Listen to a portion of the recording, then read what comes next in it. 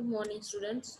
So, in the last lecture, we studied that factors affecting duty of waters, such as methods of irrigation, system of irrigation, method of cultivation, type of crop, base period of crop, climate condition, quality of water, canal condition, type of soil and subsoil, time of irrigation, right?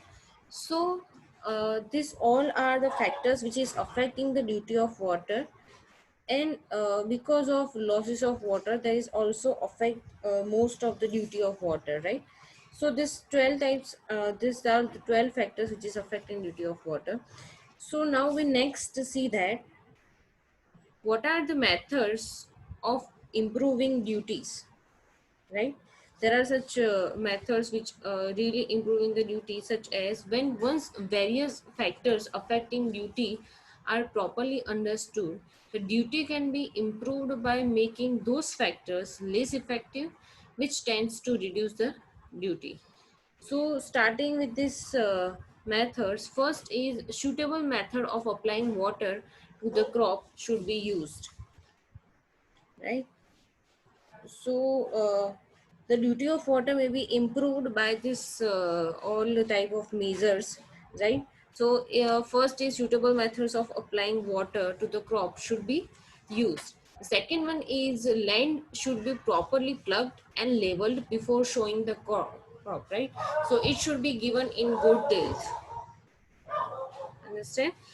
Next is the land should be cultivated frequently, since frequent cultivation reduce loss of moisture, especially when the groundwater is within the capillary reach of ground surface. Right. So next one is the canal should be lined. This reduces seepage and percolation losses. Also, water can be conveyed quickly, thus reducing this evaporation losses. Next one is a parallel canal. It should be constructed if there are two canals running side by side. The FSL will be lowered and the losses will thus be reduced. Next is the ideal length of the canal. The ideal length of the canal should be reduced. The alignment of canal either in sandy soil or in fissured rock should be avoided. The canal should be so aligned that the areas to be cultivated are concentrated along it. The source of supply should be such that it gives a good quality of water. The rotation of crops must be practiced. Next is volumetric method of assessment should be used. Next is the farmers must be trained in the proper use of water so that they apply current quantity of water at correct timing, right? Next is the land should be redistributed to the farmers so that they get only as much as land as they are capable of managing it. Next is research stations should be established in various localities to study the soil, the seed, and conservation of moisture. The problems concerning the economical use of water should be studied at research stations. The next is the canal administrative staff should be efficient, responsible, and honest. The operation of the canal system should be such that the farmers both at the head of the canal as well as at the tail end gets water as they need it, right? So these are the methods of improving duty. With the help of these methods we can improve our duty of this water. It should be such points which is more important, which is land should be properly plugged and leveled, land should be cultivated frequently, canal should be lined, canal should be constructed, earlier length is reduced, right? It's mainly depends on the methods of applying water to the crops, right? The alignment of the canal either in sandy soil or in a fissured rock soil should be avoided. Source of supply such that the good quality of water here, rotation of crops must be practiced, volumetric methods of assessment used, farmers must be trained, right? There are some research stations available to study all this soil seeds and conservation of moisture and the further studies. This canal administrative staff should be efficient, responsible, and honest, right? So these are these key points of these methods are improving the duty. Next is evapotranspiration. Evapotranspiration, right? So mainly consumptive use. During irrigation, the amount of water applied should be such that moisture content of the soil is raised to its field capacity, right? So after irrigation discontinued, the moisture content of the soil is reduced to transpiration by the plants and evaporation from the surface. So the total water lost from the soil due to transpiration and evaporation is known as evapotranspiration or the consumptive use, right? So evapotranspiration or consumptive use of water by a crop is a death of water consumed by evaporation and transpiration, right? So due to crop growth includes water consumed by weed growth. So consumptive use mainly is equal to evaporation plus transpiration, right? So is equals the summation of this evaporation and transpiration is called evapotranspiration. Uh, as you know, this all divided into this two sub process, evaporation and transpiration. So evaporation occurs on surface of open water or from vegetation and ground surfaces, and transpiration is the removal of water from the soil by plant's roots, transported through the plant into the leaves and evaporated from its leaves strata, right? So typically combined in mass balance equations because the components are difficult to partition. Evaporation mainly divided into two parts: this evaporation and transpiration. And evaporation must be on the open water, soil, and vegetation surfaces, where transpiration occurs in this plant roots, right? So next is transpiration. So, transpiration is the process by which plants dissipates water from the surface of their leaves, stalks, and trunks in the process of growth. So, in general, transpiration is the loss of water in the form of vapor from the plant, right? And it's also shown first water absorbed by root hairs, then because of that there are root pressures and uh, suctions are occurs, and hence water lost by transpiration, right? So factors that affect transpiration rates, which is type of plant and wind, right?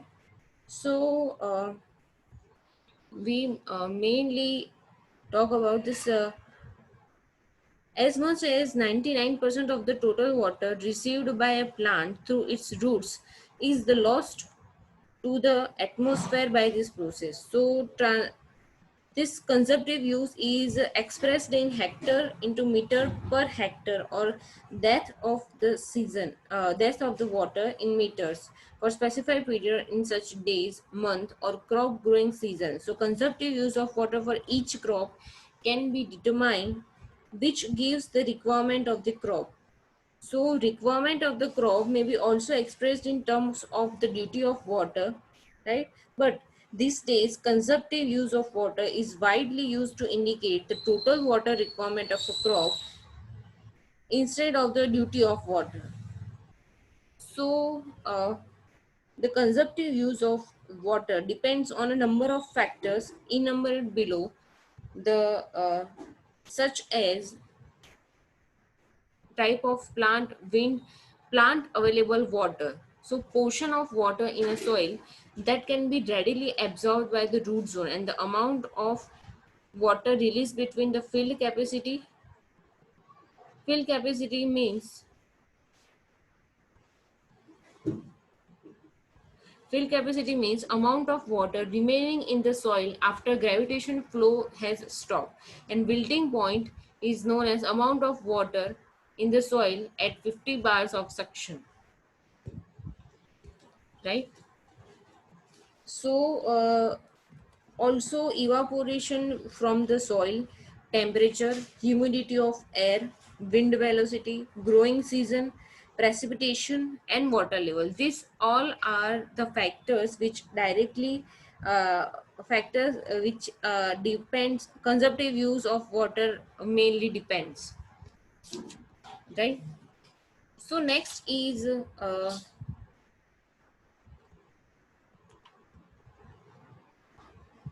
these are this conservative use of water depends on number of factors, right? So first one is evaporation from the soil, temperature, humidity of air, wind velocity, growing season, precipitation, water table, daytime hours, intensity of sunlight, type of crop, cropping pattern, soil and topography, nature of leaves of plants, method of irrigation, depth of water applied in one watering stage of growth, amount of foliage of plants, quantity of readily available soil moisture. So these all are the factors which general conservative use of water mainly depends, right? Now we going forward to this topic, potential versus actual evapotranspiration, right? So we understand that it is starting with this potential evapotranspiration. So if the sufficient moisture is always available to completely meet the needs of the plant, the resulting evapotranspiration is called potential transpiration, right? So in the other words, we can also say that it is the amount of evaporation that will occur if an unlimited amount of water is available, right? So next we see that actual evapotranspiration. So the real evaporation transpiration occurring in a specific situation, right? So it is the amount of evaporation that occurs when the water is limited, right?